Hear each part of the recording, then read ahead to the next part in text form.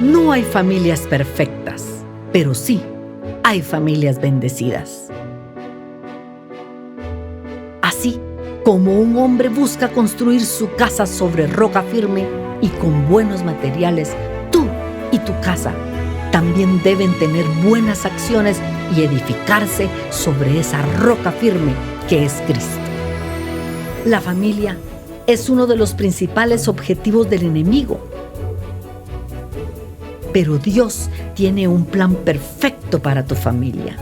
Dios quiere que su palabra esté en tu casa. Dios quiere que pidan perdón y expresen amor. Dios quiere que tu familia esté unida y nada la pueda separar. No es fácil, requiere esfuerzo y sacrificio, pero Dios quiere que tú y tu casa estén firmes sobre la roca y tengan acciones que salvan familias. Damos la bienvenida. Este aplauso es para cada uno de ustedes que hoy, a pesar de las circunstancias, están acá. Demos más fuerte ese aplauso de gozo, de alegría. Qué gusto nos da poder saludar a cada uno de ustedes. Y si es la primera vez que estás con nosotros, este aplauso es para ti por ser la primera vez. Un día interesante. También saludamos a los que están en su casa viendo el programa de televisión, escuchando un programa de radio. Y Lluvia Roosevelt, también les bendecimos. Hoy estamos iniciando esta nueva serie titulada Tú y tu casa. Es un tema que tiene que ver con la familia. El día de ayer yo en las redes sociales escribí 2 oraciones. Una, yo y mi casa serviremos a Jehová, tomada del libro de Josué. Y la otra es tú y tu casa. Gramaticalmente, de pronto está mal escrito. Por lo menos aquí en Guatemala, en nuestra cultura, recuerdan cuando uno está hablando, está escribiendo, le enseñan a uno cuando habla de otros y también de uno, primero hay que mencionar a las otras personas y luego uno se menciona. De niño escuché, no sé si a mí me pasó o se lo escuché a alguien más, pero uno dice, por ejemplo, yo y mi primo vamos a ir a jugar, y un adulto lo corrige a uno y le dice, el burro por delante, para decirle a uno que uno no debe decir yo y mi primo, sino correctamente debe ser mi primo y yo. Pero cuando llegamos a la Biblia, Josué dice yo y mi casa. Gramaticalmente, por lo menos en castellano, está mal escrito. Entonces yo escribí en las redes sociales, no es una falta gramatical, es un alto compromiso. Y alguien me escribió, pienso que es algún pastor, no de Lluvias de Gracia, de alguna parte de Guatemala o ser de dónde, en las redes sociales, y me dijo, está interpretando mal. Aquí el error de Josué es que muestra individualismo, porque él dice yo y mi casa, como que se está haciendo el grande. Bueno, no iba a entrar a esa discusión con él, es más profundo analizar un texto, era el comentario de él. Pero cuando uno mira la Biblia en totalidad, uno se da cuenta que Dios hace cosas extraordinarias a través de que alguien en la familia se haga responsable. No era una falta gramatical, era una alta responsabilidad de Josué decir que él era líder y que iba adelante de su casa. Ahora bien, no pensemos que la responsabilidad únicamente es del esposo o del padre. A veces Dios ha utilizado a una mujer para traer bendición, gracia, sanidad a su hogar. Y en otros casos, tal vez no es lo más común, pero Dios ha utilizado a jóvenes, al hijo, a la hija, hasta a un niño. En el caso, por ejemplo, de Israel, la bendición no entró por el papá Jacob, sino por el hijo José. El tatascam de la casa era Jacob. Pero a quien Dios usó para cuidar a los sobrinos, a los hermanos y darles un mejor estilo de vida fue a José. Así que por favor dile que está a tu lado, tú y tu casa. Dígale, por favor, ayúdenme a predicar, porque generalmente todos voltean a ver al papá y tú eres el responsable. Pues sí, asumimos nuestra responsabilidad, pero si tú estás escuchando esta prédica y tu papá no reacciona o tu esposo no reacciona, tú puedes ser ese canal de bendición para tu casa, ese canal de salvación para tu hogar. Quiero leer un pasaje de Hechos capítulo 16 versículo 31. Dios para esta temporada, este año, nos ha ayudado a estar estacionados en el libro de los Hechos, un librazo. Es el mover del Espíritu Santo a través de los cristianos. Y aquí encontramos en el libro de los Hechos un avivamiento que causó un milagro increíble. Resulta que la Biblia señala que Pablo y Silas están presos y de pronto hay un terremoto cuando ellos están adorando a Dios, porque la oración y la adoración tienen poder. Y se abre la puerta de las prisiones y el carcelero, el guardián de la cárcel, se iba a quitar la vida porque dijo: los presos se huyeron. Y Pablo pega un grito y le dice: no te quites la vida, todos estamos acá. Se entabla una conversación y el carcelero dice: señores, después de este milagro, ¿qué debo hacer para ser salvo? El guardián le dice: cree en el Señor Jesucristo y serás salvo tú y toda tu casa. Literalmente eso fue lo que dice acá, Hechos 16:31. Ellos respondieron: cree en el Señor Jesús y serás salvo tú y toda tu casa. Este versículo tiene por lo menos tres componentes. Uno es la promesa. ¿Cuál es la promesa? Salvación. ¿Cuál será el resultado? La salvación. Dios puede salvar nuestra casa. Dios tiene el poder para salvar, sanar, restaurar nuestra casa. Quiere decir a las personas, nuestros descendientes o nuestros ascendientes, si todavía tus padres y tus abuelos están vivos, tú como joven, como señorita, puedes ser el canal de bendición. Así que aquí hay una promesa, salvación. Pero luego vemos una condición. La condición es creer. Cree y el resultado será la salvación tuya y la de tu casa. Pero luego vemos una tercera condición o un tercer aspecto en este versículo: promesa, condición, y el aspecto es en quién creemos, en quién depositamos nuestra confianza. Y nuestra confianza es depositado en Jesucristo, nuestra roca eterna. Si nuestra casa va a ser sana, si tu casa va a ser bendecida, es porque estamos depositando y construyéndola sobre la roca, y la roca se llama Jesucristo. Cree en el Señor Jesucristo. No es en nuestra ciencia, no es en nuestra fuerza, en nuestro conocimiento, sino es en Jesucristo. Yo quiero continuar a otro verso, pero antes de leer este párrafo del Antiguo Testamento hablando de David, antes de ser rey e iba a las guerras, quiero contarles que el año pasado, en el mes de noviembre, una pastora de Venezuela se comunicó conmigo diciéndome que había tenido un sueño, una visión, y en la visión había una tarima muy grande como esta, y parecía un congreso de liderazgo, decía la pastora a través del mensaje, estábamos escribiéndonos, y dice ella que vio a una niña que le parecía que era mi nieta y que entraban unos hombres y secuestraban a mi nieta. Si a ti te dan una visión de ese tamaño, con esa noticia, con ese contenido, no es nada agradable.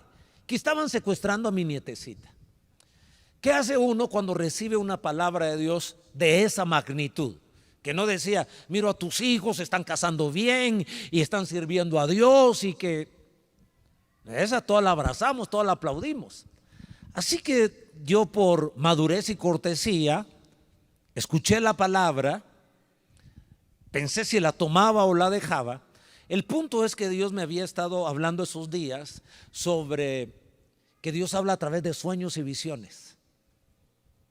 Y como andaba gravitando en mi mente que Dios tiene muchas maneras de hablar y sueños y visiones es una de ellas, ahora alguien me dice que tuvo un sueño, no le iba a cortar de tajo. Tampoco iba a decir: no recibo esa profecía, qué bueno que ella la dio. Fui cortés, la recibí, pero desde el principio no tuve miedo. Por alguna razón en mi espíritu sabía que Dios puede cuidar a mi familia. Y ella misma me dijo: los sueños y las visiones hay que saberlas interpretar. Yo no tengo la interpretación del sueño.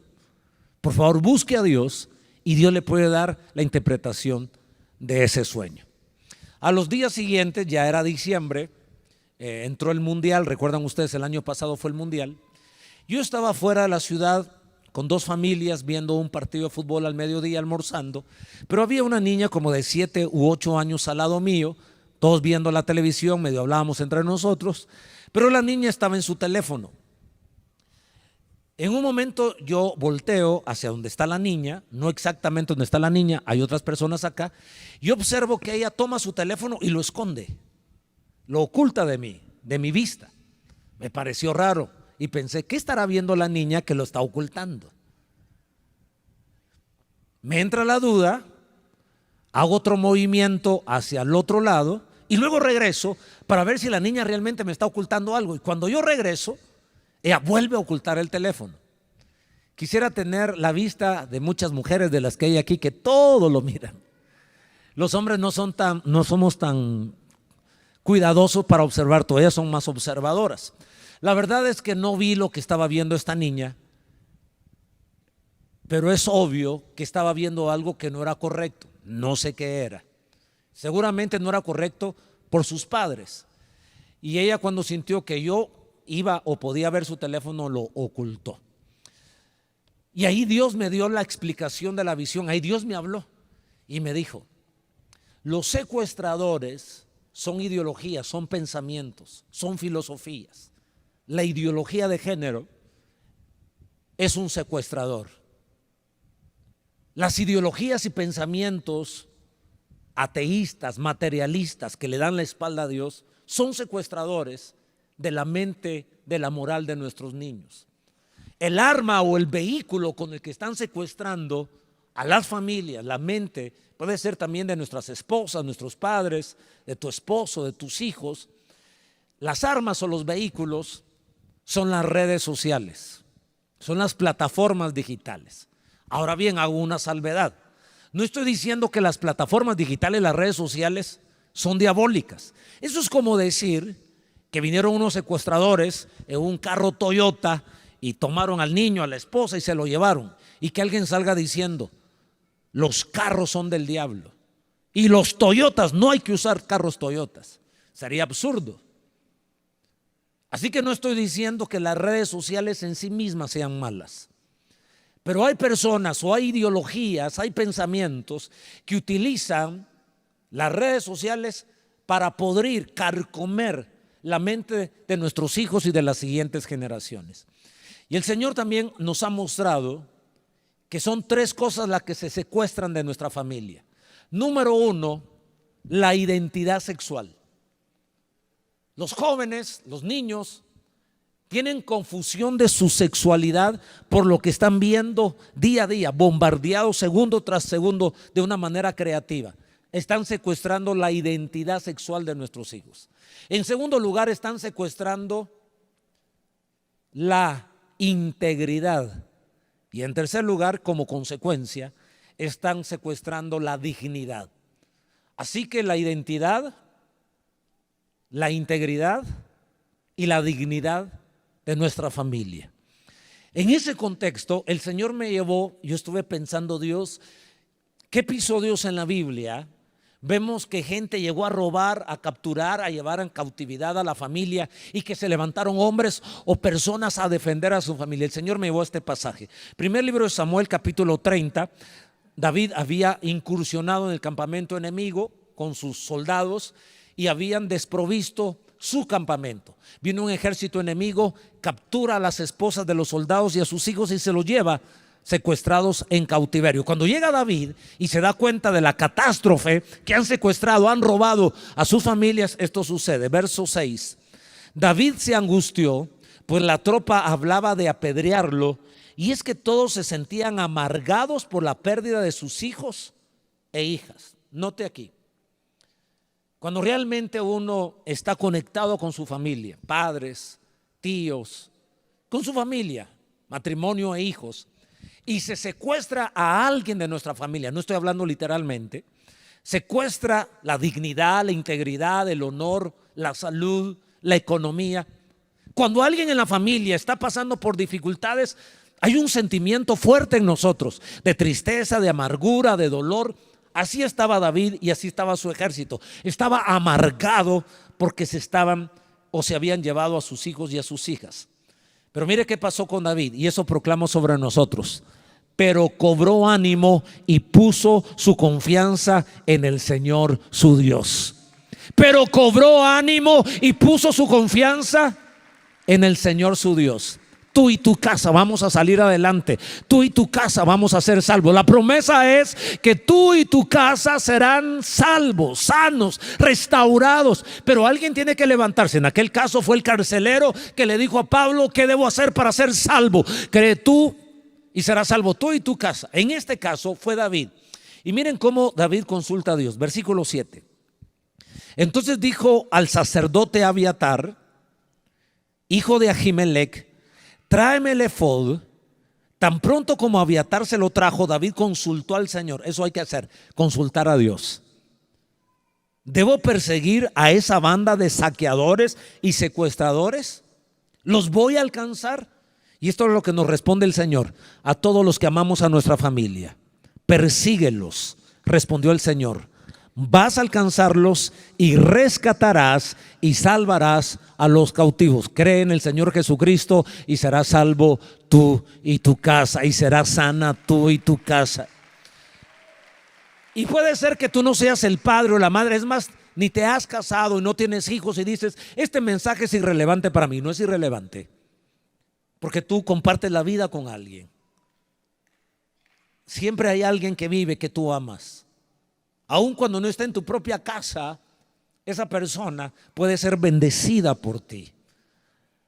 Ahí no dice: si tú eres el esposo, si tú eres la esposa, el padre o la madre, cree en el Señor Jesucristo, tú y tu casa serán salvos. Así que ese tú somos todos los que estamos aquí. Nadie vino por casualidad, nadie está viendo la televisión por casualidad, ni escuchando la radio por la casualidad. Aún con los desafíos que tiene la ciudad, hemos venido porque Dios quería que escucháramos esta palabra de esperanza. Seremos salvos tú y toda nuestra casa. Proverbios 20:18. Estoy lanzando la serie. En estas semanas estaremos hablando de temas importantes, de cómo podemos ser canales de bendición y salvación para los de nuestra casa. Pero en el capítulo 20, versículo 18, fue un pasaje que me voló la cabeza. Hace unos 15, 14 años, mi hijo Diego es mi segundo hijo. Tenía 12, tenía 13, 14 años. Por ahí estaba, en la preadolescencia. Y un día mi esposa Berlín me dice: creo que Diego no te tiene confianza. Yo no me había percatado que el corazón de mi hijo estaba distanciado del mío. Yo, siendo pastor, siendo predicador, amando a mi hijo, me costó digerir las palabras de Berlín. Cuando una persona usa las correctas palabras en el lugar correcto, en el momento correcto, uno es convencido. Y la sabiduría de Berlín, hablando las palabras correctas en el momento correcto, en el lugar correcto, me convencieron. Me asusté. ¿Cómo es posible que mi propio hijo no me tenga confianza? Y Dios me llevó a este pasaje y ahora lo conecto. Proverbios 20:18. Los planes con el consejo se establecen, y con sabia estrategia. A ver, digan conmigo: estrategia. A ver, con más ganas: estrategia, con mejor ánimo: estrategia. ¿Cuándo usamos estrategia? Cuando vamos a la guerra, según este pasaje. Cuando vamos a la guerra, dice el proverbio, y con sabia estrategia se hace la guerra. La guerra es un tema de vida o muerte. Y cuando tú sabes que algo es de vida o muerte, entonces utilizas estrategia, y mejor que sea sabia. ¿Tú manejas tus finanzas con estrategia? ¿Usas presupuesto? ¿Te sientas, planificas? ¿O ahí como va entrando y saliendo, entra y sale, entra y sale, entra y sale? Cuando te van a llevar a la cárcel por la gran deuda, ahí es donde uno reacciona y comienza a usar estrategia. Cuando tu patrimonio de verdad ahora está a punto de desaparecer, de divorciarse, entonces uno busca ayuda, lee libros. Y eso fue lo que comencé a hacer yo. Me dijo: no vas a ganar el corazón de tu hijo si no usas una sabia estrategia. Es una mentira, es una falacia ese asunto de darle tiempo al tiempo. Ya va a cambiar, ya va a pasar. Así son todos los muchachos. La edad de piedra, dale tiempo al tiempo. Mentiras, falacia. Tu matrimonio no se resuelve dándole tiempo al tiempo. La restauración con tus padres no se resuelve dándole tiempo al tiempo. Que las cosas se enfríen. Se empeoran si también arrebatadamente las queremos resolver sin una estrategia. Y Dios habló a mi corazón, me dijo: esto es un tema de guerra. Ganarse el corazón de tu hijo es un tema de guerra, así que necesitas estrategia. Una estrategia espiritual, una estrategia psicológica. Comencé a leer libros, comencé a pedir oración y de verdad me puse en serio. Yo quiero en estas semanas animarte, retarte, que Dios puede salvar a tu familia, pero tú te tienes que poner como David, un guerrero que consultas a Dios. Los perseguiré, los iré a buscar y Dios te dirá: sé valiente, esfuérzate, yo te usaré para rescatar a tu familia. Mas de alguno debe recibir esta palabra, decir: puedo ser un guerrero, puedo ser un hombre, una mujer que traiga bendición, salvación, ya sea a mis padres, mis hermanos o a mis hijos. Ahora, el tema de la salvación literalmente tiene que ver con salvarlos del infierno.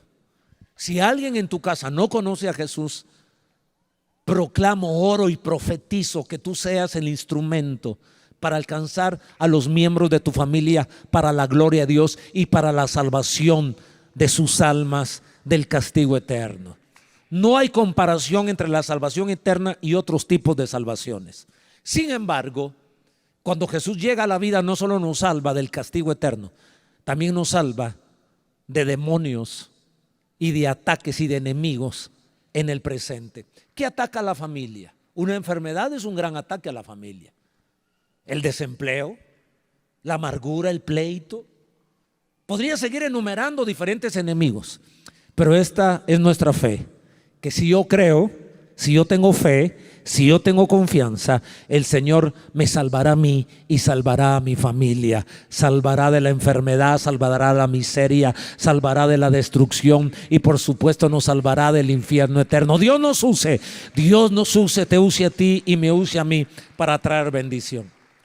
Un hombre, por historia, por cultura general, cultura bíblica general, es una de las historias más conocidas de la Biblia, es cuando los hermanos de José lo tratan de matar, lo envían a Egipto. Este muchacho de 17 años se va a Egipto, 13 años pasa en sufrimiento, luego 7 años donde lo hacen gobernador, hay prosperidad en Egipto, luego viene la hambruna y a los 3 años de la hambruna, ahora ya tiene 40 años José, se reencuentra con su padre, que tenían entonces 23 años de no verse. 23 años. Pero yo quiero leerles para que ustedes miren por qué José se convirtió en un tipazo. Por qué aun cuando estaba lejos del padre, Jacob no negoció su fe. Cuando en la casa de Potifar tuvo la tentación, él dijo: ¿cómo haría este grande mal contra Jehová? ¿Quién lo estaba viendo? Jacob tuvo que haber hecho algo bueno con su hijo cuando era joven, de tal manera que el hijo abrazó la fe de su padre, no la religión, abrazó la fe de su padre y no la negoció. ¿Cómo hacemos para que nuestra familia sea salva y nuestros hijos vayan al colegio, vayan a la universidad, vayan con sus amigos y no vendan su identidad en Dios, no vendan su moralidad con Dios, no vendan sus principios bíblicos ante la presión de este mundo para robar, para mentir, etcétera? Solo quiero mostrarles 3 aspectos, 3 acciones que hizo Jacob para salvar a su hijo. Lástima que no lo hizo con todos, pero por lo menos lo hizo con José. Génesis 37:3. Y amaba Jacob, es decir, Israel era el nombre de Jacob, a José más que a todos sus hijos. Ese fue el error. El error no fue amar a José. El error es que no amó a sus demás hijos tanto como amó a José. Quitemos de la historia a los otros hijos de José, de Jacob. Dejemos la historia de Jacob con José. Y uno entiende: José llegó a ser lo que llegó a ser, abrazó al Dios de su padre porque su padre lo amaba. Aquí me lleva entonces a mi primer principio. Principio número 1, la primera acción. Ama a tu familia y te será más fácil conectarlos con Dios. Si usted quiere ganarse a alguien para Cristo, sea su familia o no sea su familia, si no lo amamos a esa persona, no va a abrazar a nuestro Dios. La comparación no es lo mejor, pero si usted llega a una tienda a comprar un producto, usted va a comprar un teléfono celular, hay 5 tiendas en ese centro comercial, pero usted decidió en este kiosco comprarlo. Pero la persona que lo está atendiendo es grosera, es tosco, le cae mal. Usted no le compra el celular a él, porque antes de comprar el celular a él, uno compra la personalidad de la persona. Si lo atiende con amabilidad, si le sonríe. Porque hay vendedores que venden más que otros, si tienen el mismo producto. Porque la gente antes de comprar el producto, compra al vendedor. Nuestra familia se convierte a Dios si antes ha comprado nuestra cristiandad. Cuando una persona de verdad ama a los demás, ese amor se hace la pista, se hace la carretera para que los demás abracen a nuestro Dios. ¿Hace sentido lo que estoy diciendo? Porque hay tan buenos cristianos en la iglesia, pero su familia no lo quiere seguir. Probablemente que allá en la casa no es tan buen cristiano, no es tan amoroso, no cumple con el amor que Dios espera de él o de ella. Mire qué interesante lo que hizo Jacob con José. A los 17 años le demostró su amor dándole una túnica de colores. Eso ya lo leímos. Y amó Israel a José más que a sus hermanos, porque lo tuvo en su vejez y le regaló una túnica de colores, una acción. Pero pasan los años, ahora pasan 23 años, no se habían visto, y el anciano Jacob se reencuentra con José. Jacob pensaba que su hijo José estaba muerto. Ahora José tiene 40 años, ya es un don, ya es el gobernador, el mandamás en todo el mundo, en Egipto y en todo el mundo. Pero cuando se encuentra con el papá, se abraza y se besa. Y mire lo que le dice el papá. Estoy en Génesis, capítulo número 46, verso 30. Entonces Jacob dijo a José: muera yo ahora, ya que he visto tu rostro y sé que aún vives. Qué palabras que abrazan, que bendicen.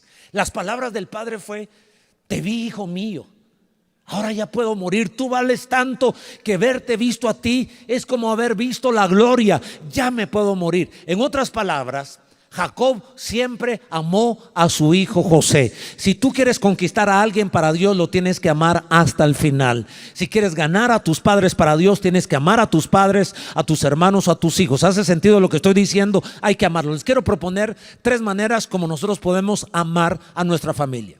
Número 1, conoce y acepta y conéctate con los deseos centrales de tu familia. Tu familia tiene deseos. John Eldridge escribió el libro Salvaje Corazón para hombres y Cautivante Corazón para mujeres. Ahí describe que los hombres tenemos 3 deseos centrales y las mujeres 3 deseos centrales. ¿Cuáles son los deseos centrales del hombre? Ser guerrero, ser aventurero y conquistar el corazón de una mujer. La mujer en sus deseos son que un hombre la conquiste, ser la compañera de la aventura del hombre, no la aventura del hombre, sino la compañera que el hombre le invite a conquistar el mundo, ser la compañera de la aventura. Y tercer lugar, manifestar belleza. Desde niños tenemos esos deseos, los hombres y las mujeres. Nos hacemos viejos y seguimos con los mismos deseos.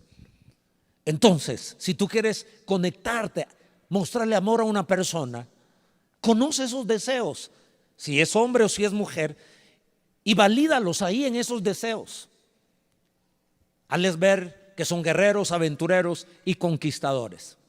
Bien, la tercera manera de mostrar nuestro amor a nuestra familia, al hijo, a la hija, a nuestros padres, a nuestra esposa, es conocer, aceptar y conectarnos a los temperamentos.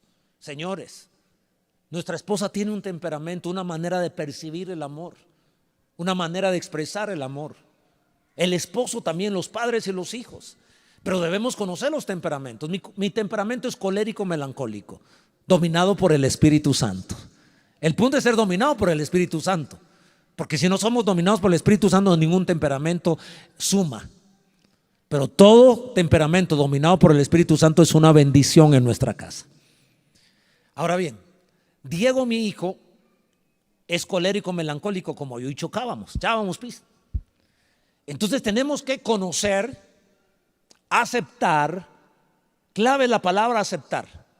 Porque podemos ser grandes intelectuales, dominar la psicología, dominar las relaciones interpersonales. El conocimiento es útil, pero cuando tenemos la capacidad de saber conectarnos, de aceptar a nuestra familia tal y como Dios los hizo.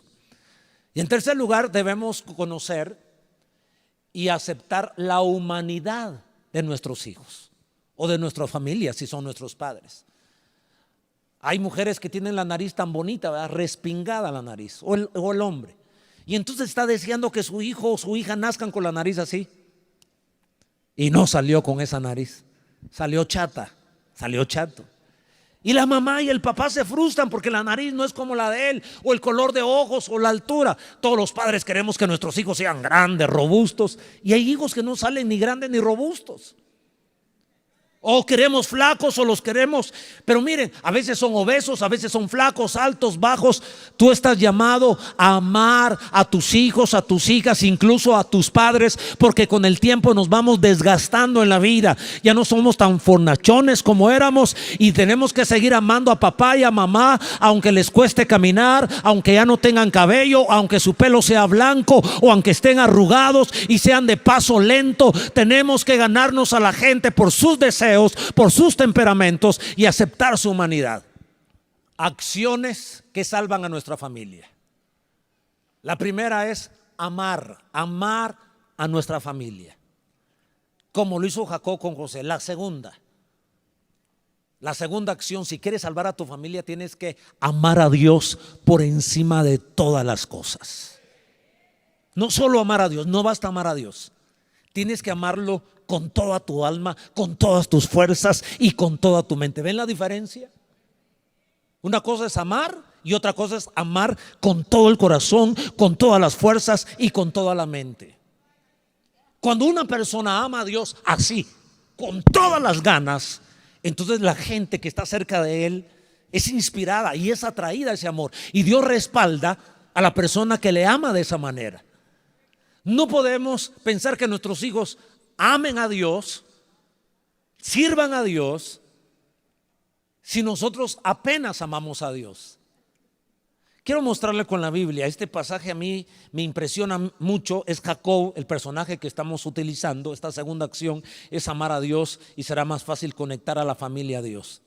En Génesis capítulo 32, versículo 24 al 32, no lo leeré, es una historia larga. Pero Jacob a esta altura ya le han nacido todos sus hijos. Viene en una gran marcha con sus esposas, sus hijos, y en el camino tiene un encuentro con Dios. La clave para que nuestra familia sea salva es que tú tengas un encuentro verdadero con Dios, no a medias.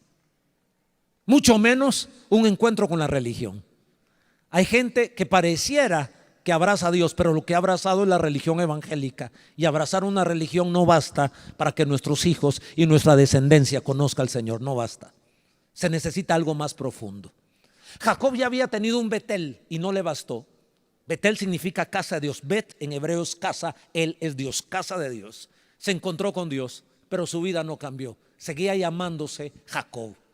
Pasan los años, 20 años, ahora viene de vuelta y tiene un segundo encuentro con Dios, un Peniel. El Peniel es el que cambia nuestra vida, no el Betel. En el Peniel él vio a Dios cara a cara. Y esto es lo que te puedo garantizar hasta los tuétanos.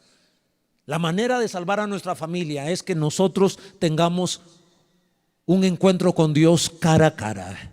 Seamos llenos del Espíritu y nuestro evangelio no sea tibio, no sea mediocre, no sea cristianeto. Sea determinado por amor a Dios, determinado por servir a Dios. Esa noche Jacob se encuentra con el ángel y comienzan a conversar. Y el ángel le dice: ya está amaneciendo, suéltame porque ya tengo que irme. Y Jacob dijo: no te suelto, si no me bendices, no te suelto. Perseguir la bendición hasta los tuétanos. No se trata de venir a la iglesia por venir a la iglesia. Cuando vengas a la iglesia, pelea la bendición. Cuando es hora de cantar, concéntrate en Dios, ponle atención a la letra. Piensa: ¿me hace sentido esa letra? La canto por cantar. Encuéntrate con Dios. ¿Sabes por qué? Porque se nota. Hay gente que viene a la iglesia y se va a la iglesia y se va igual. Vienen bravos, se van bravos, vienen peleando en el carro y salen peleando. No vinieron vinieron al edificio, pero no vinieron al encuentro con Dios. Yo sé que esta palabra es difícil de digerir, pero quiero animarte por tu familia, que pelees hasta los tuétanos por la bendición. Y que le digas: Dios, no te suelto si no me bendices, no te suelto si no. Y estaba forcejando, casi luchando el hombre llamado Jacob hasta ahora. Y el ángel lo bendice, le dice: te cambio el nombre, ahora te llamarás Israel. Y él se fue con la bendición, pero en ese pleito el ángel ¡clac!, golpeó la cadera, el muslo de Jacob. Y de esa vigilia sacó renqueando, cojeando, chenqueando. Y los hijos le dijeron: padre, ¿qué te pasa? ¿Por qué caminas así? Es que vi Dios cara a cara y no lo solté hasta que me bendijera, y peleé con él y arrebaté la bendición y tocó mi muslo. Dice la Biblia que aún los israelitas hasta este día que se escribió no comen el muslo de los animales, porque recuerdan que el ángel tocó a su padre. Aquí hay una gran lección, mis queridos amigos y amigas. Tú puedes heredar la religión, pero no puedes heredar el evangelio. ¿Por qué? Porque Dios no tiene nietos, Dios solo tiene hijos. Si tú te conviertes a Dios, automáticamente tu hijo, tu nieto son salvos. No, Señor, tú tienes que hacer algo. Yo tengo que hacer algo. Primero, creer, amar a mi familia y amar a Dios por encima de todas las cosas. Así nuestros hijos abrazan más que una religión, abrazan a Dios. Debo terminar. Anoten la tercera acción. ¿Todavía están conmigo? Los de casa todavía están conmigo.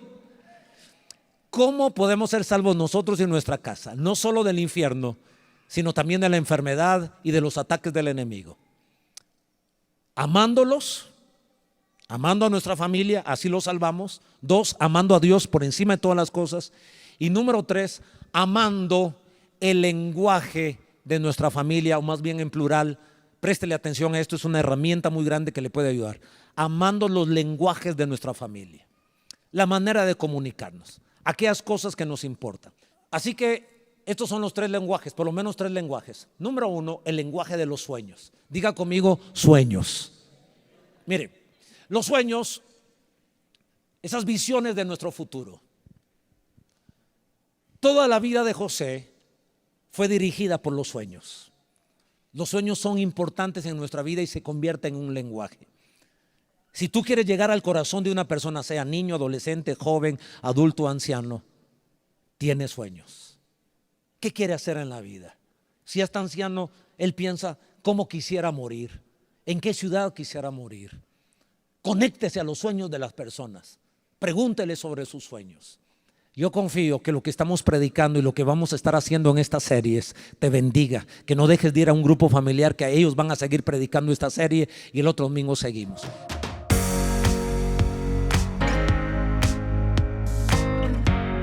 Si este programa fue de bendición a tu vida y formas parte de la familia Lluvias de Gracia, te invitamos a que seas generoso siguiendo las instrucciones que aparecen en pantalla o que lo hagas en tu iglesia local.